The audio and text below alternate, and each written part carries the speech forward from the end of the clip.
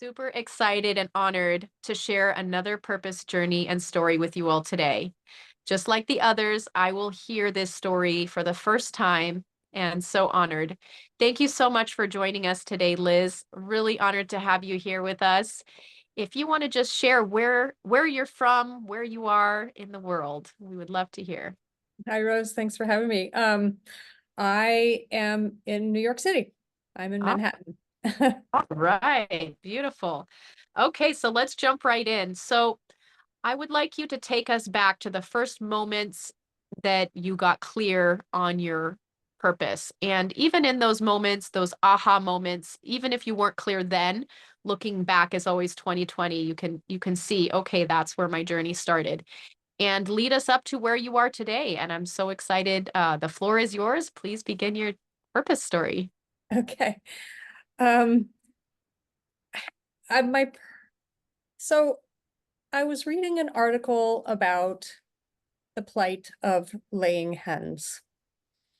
And I had been vegetarian for 25 years.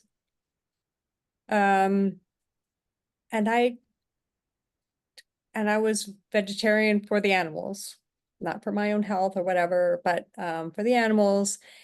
And I was so moved and horrified by the lives of laying hens and the whole situation, and so sad that I really had not been aware of it. And I just had to go vegan immediately. Like that was it. That no more. I was now going to be vegan, which was made my whole family pretty unhappy. We're all vegetarian at the time, but that's somehow a really big next step. Um, and at the time I had been just wrapping up studies for a second career in interior design. I had worked in finance before, and had stayed home raising kids for a long time, and had worked with a coach to figure out what my next steps were going to be. Um, so I was I had studied interior design. I was starting to work with a friend who had I had met actually in interior and an interior design class, but she had prior experience, and she brought me on a very part-time basis to help her out and to learn the ropes and such. And um, so for like 5 years, I was helping her with her projects, and in the meantime, setting up my own business. She worked with very high-end clients, and all of the leather, all the dining chairs were leather, and all the pillows were feather, and all the rugs were wool and everything. And I got to a point where I was just like, I can't. And so around the same time too, I learned about um, a tiny but growing movement for vegan interior design. There's a interior designer in Florida called Deborah Damari, and she had a little course that she offered online. And I took that and I learned. And then I met online another designer, Eileen Duer, who wrote a book, and I bought her book and I learned more. And she actually set up a worldwide vegan interior design summit during COVID. It was incredible. It was a week long, tons of speakers, and I was just like, this is amazing. And I have to be part of it. So I have been making connections with other vegan interior designers. There are not that many, but there are a handful. And we are working on forming a global association for vegan interior designers. My business is a vegan interior design business focused on sustainability, because the interior design business has a very large carbon footprint. Um, but but more so on the overlap between sustainable products and vegan products. And yeah, we're working together to share materials and products, you know, the resources to find those things, sharing tips and helping each other avoid pitfalls. And we're hoping to move the interior design industry or the furnishings industry generally to a more sustainable and compassionate place. Wow, that's so beautiful. I love, there's so many ways that we can decorate our homes and having just like the animals in your home, it just to me brings such a negative energy. And I think it's people's consciousness of connecting the two. They're not even aware. So you having that awareness just of like the condition that the hens are in, so there's so many documentaries now, seeing the plight that our animals are in and suffering. And so bringing that, I love that you're bringing a whole global association to create like a new way of vegan interior designing. I mean, that is, imagine the consciousness that you're uplifting, bringing all of those decorations to people's homes, like whether they realize it or not. Well, that's just it. I mean, even when I was studying interior design, like it didn't even like people don't even recognize it. Oh, the leather couch in their living room doesn't align with their personal values. It's so funny. Like we don't even see it. And the feathers in our pillows and comforters and um I mean they're animal products literally everywhere. It's a challenge to avoid them because they're so prevalent that, I mean, most rugs are made of wool, and finding alternatives that are both sustainable and beautiful, it's not easy. But yeah, I'm like trying to make people aware, and you can't reach everybody. So I figure working with individual clients, but also, talking to vendors about the products is really important. And And showing bringing them that there is a demand because we create the demand basically, and we move the market. yes, and just making them aware that there's alternatives that that will be as good, if not as we know, better for Right, right.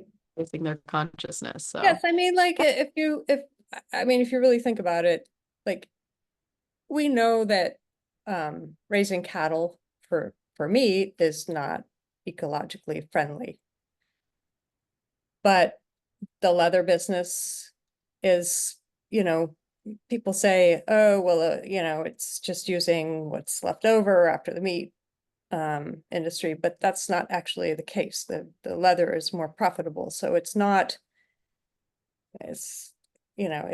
it's not a separate. It's a business in and of itself, and it's highly toxic. Um, it has a huge carbon footprint because um, land is cleared to graze the cattle, and animals are raised in Brazil, and then the hides are shipped to Pakistan or Bangladesh for processing, and then they're shipped to China for, to put into a sofa or something like that. And then they're shipped all around the world from there. So like the leather that people buy is not sustainable, nor is it really natural because it's so chemically processed, and it's also often coated in plastic to make it more durable. mm, Yeah, it's not like back in the day where people, hunted themselves and used it for self-protection. It's getting, like you're saying, shipped all over the world and then added all this chemicals. And so even, yeah, just using it, Absolutely. just wow. So do you have products that you've sourced, or you're bringing together, like you said, you're doing an association. What is the future that you have and what does that look like? Um, we are, well, this is a new development. We've had one meeting so far, so we're trying to work all these things out, but we're pulling together resources and sharing them with each other. Um, but yes, there are products that you can use in lieu of leather. I mean, there are lots of plant leathers that are available now. Some are more sustainable than others. So we're getting there on that in terms of feathers for stuffing pillows, decorative pillows, or I use a combination of kapok, which is like it's a fiber from like a milkweed kind of a plant. Well, it's a tree actually, but it's kind of like milkweed. It's kind of silky and fluffy. I use a combination of that together with shredded latex, which is a natural rubber product. Um, for wool rug, for rugs, you can use natural fibers like abaca or jute or sisal. There are a number of different ones that you can use, unless your client has cats, in which case that's just like a giant scratching post. So that's a little trickier. On the project that I just wrapped up, I used a rug that was made 100% from recycled ocean plastic. Um, Actually has a beautiful feel, and it's hand tufted just like a high quality wool rug would be. So it's a nice option too. I try to use only recycled plastics if I can, because plastic, you know. Yeah. Uh, Wow. And there's so much waste that's being cleared out. There's actually, I gotta get her name, but there's an amazing young woman that has like she started a college project and now has like one of the biggest, I think it's called OSHA or something, one of the biggest ocean cleanup projects. And it is super amazing. So, yeah, connecting with people like that, you can reuse all of that trash and make it into sustainable products that people can use that is comparable, in quality to. Absolutely, absolutely. In fact, the dining chairs and the kitchen stools for the same project, made by two different companies, but also recycled plastic.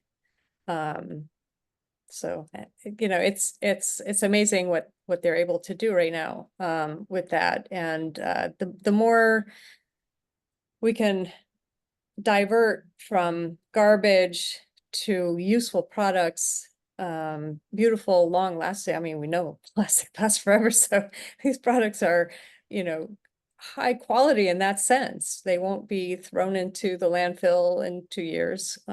So yeah, we're trying to do our part, right?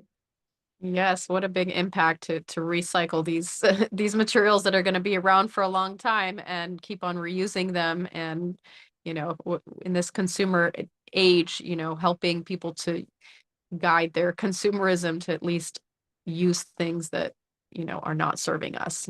Trash is being just filled in landfills, and instead using that to replace and yeah, instead of our animals, using our animals. So Yeah, yeah, yeah, absolutely. I'm super excited to see, a huge global alliance of, vegan interior decorators, and just want to celebrate this journey that you're on. And thank you for sharing your purpose story with us. And yeah, just really excited to see what you all come up with. You know, in the beginning stages is the most fun because the creativity is there, all the ideas, and you know, so people who feel inspired in interior designing and you know, that artistic flair can connect with you, or people who are just passionate about you know, changing our sustainable ways that we interior do our interior decorating. Absolutely, for sure. Yeah. So how can people connect with you, Liz? I have a website, um, and I have an Instagram and I have a LinkedIn and all the ways. I don't know if you want me to say Say what they are. your website, and then we'll have the handles in the end. Okay, okay.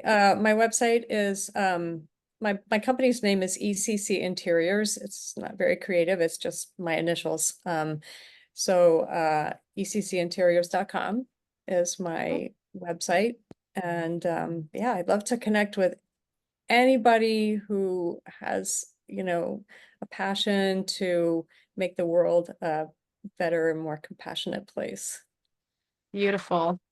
And if there's any last things that you want to share just on your future vision, or just like a inspiration for those who are kind of stuck in their purpose, please do that and share that now. Well, what I would like to say, I guess, is that everything that you do has an impact. And so, you know, pay attention to what you purchase, buy the best quality you can.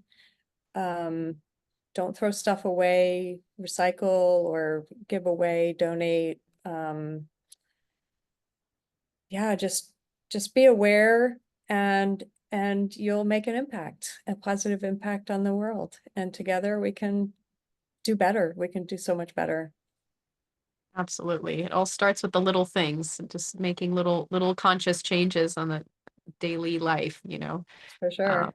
yeah. So, well, thank you so much for joining us today, Liz. It's been a pleasure, and excited for people to connect with you and for your impact to grow. And yeah, thank you so much. Thanks, Rose. I appreciate it. Nice to meet you.